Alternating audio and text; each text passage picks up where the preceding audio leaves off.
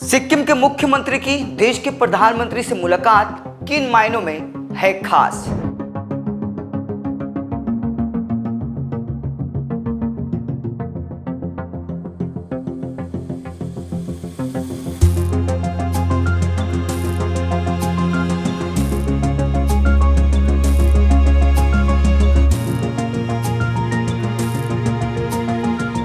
नमस्कार, मैं शेषनाथ, आप देख रहे हैं द न्यूज बॉक्स।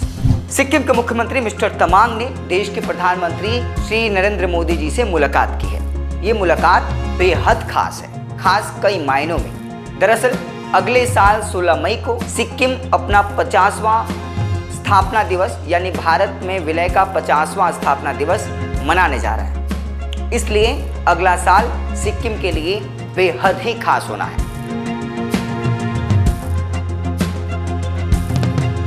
और इस खास मौके पर पूरे साल भर तक सिक्किम में कई तरीके के कल्चरल एक्टिविटीज को किया जाना है। इस दौरान मिस्टर तमांग काफी उत्साहित दिखे। बाकायदे वो दिल्ली जाकर प्रधानमंत्री नरेंद्र मोदी से मुलाकात उन्होंने की और औपचारिक तौर पे विधिवत तरीके से अगले साल सिक्किम में होने वाले सिक्किम के 50वें विलय दिवस यानी भारत में मिलने के 50वें स्थापना दिवस के अवसर पर प्रधानमंत्री नरेंद्र मोदी को मुख्य अतिथि के तौर पे सिक्किम के मुख्यमंत्री ने न्योता दिया है।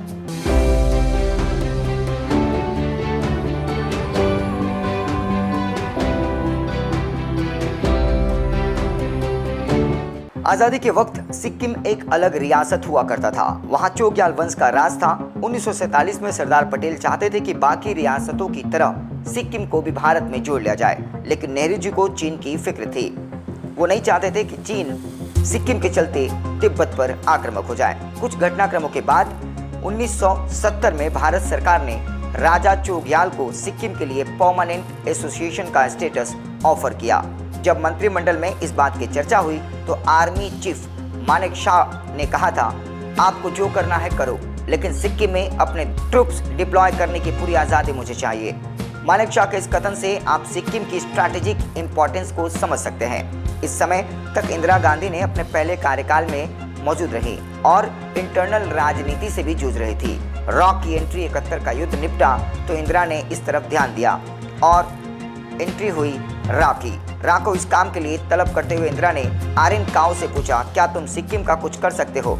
इंदिरा की मंशा थी कि सिक्किम का भारत में पूरी तरीके से विलय कर लिया जाए।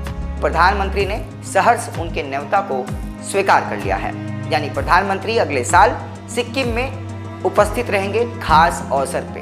और इसको लेकर के पीएस तमांग ने बाकायदे जानकारी दी और उन्होंने बताया कि इससे हमारे उत्साह में 4 गुना बढ़ोतरी हुई है और अगले साल जो जश्न की तस्वीरें आएंगी उससे पूरा देश दिखेगा।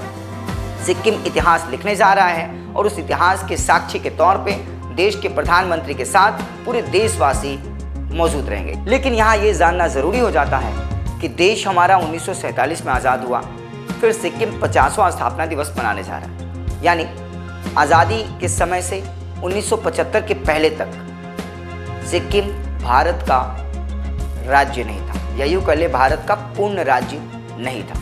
तो आखिर सिक्किम कैसे भारत में विलय कर पाया, यानी सिक्किम का विलय भारत में कैसे हुआ?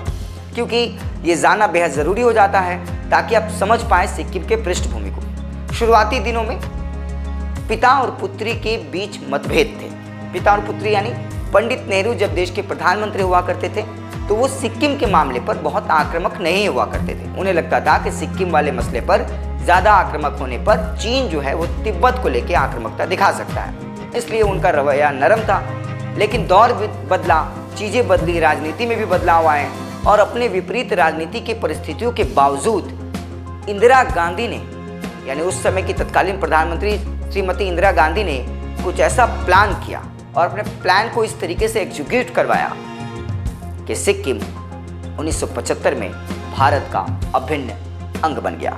निश्चित तौर पे इंदिरा गांधी की वो कल्पना शक्ति थी और उस समय के जो हालिया हालात थे, वर्तमान परिस्थितियां थी, उसके मद्देनज़र इंदिरा गांधी ने ज़बरदस्त प्लान, रोड मैप तैयार किया और सूझबूझ, ताकत और अपनी कूटनीति, राजनीति का परिपक्वता से परिचय देते हुए सिक्किम को भारत में विलय करवा दिया। हालांकि सिक्किम का भारत में विलय होने से वहां के स्थानीय लोगों के लिए बहुत अधिक फायदा हुआ है।